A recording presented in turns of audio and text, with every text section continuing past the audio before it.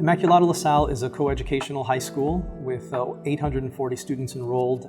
As part of our digital initiative, we strive to find technology that's going to aid in fulfilling our focus, our mission, which is to enhance the student-teacher experience. Everything I do is to build technology that supports that. If I can do that, then I know that I've succeeded with the teachers, which in turn, of course, is going to succeed with the students. And MasteryConnect is definitely helping do that. I think this was the one using the double angle of sign. As a teacher, that lets you know what they're getting and what they're not getting immediately.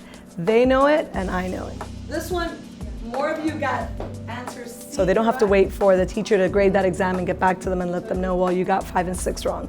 You know, they'll come and ask a question, or they'll turn to their neighbor and say, did you get this question right? So I think it engages the student in the learning process a lot more than just sit back and wait for the teacher. A squared equals B squared plus C. They are living in a world where they get immediate feedback. You know, they put something on Twitter and automatically they're getting all these responses to what they did. You know, in the class, the kids they always want to learn something new, and if I couldn't give them feedback in time, then what was happening in the classroom was kind of stalling.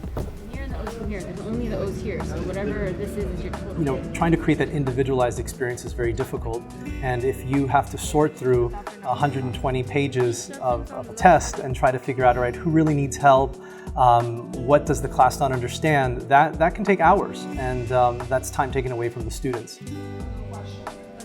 Oh, I think it's much better because now it's targeted. Like now we're just focusing on, you know, the question that for some reason most students got wrong. Is it because I didn't explain it right? Maybe I have to present it in a different way, or maybe they have to explain it to each other and they kind of say, okay, no, this is why I personally went for this answer because it was a tricky answer and now they can fix their mistakes. So it's definitely changed the way that students evaluate themselves.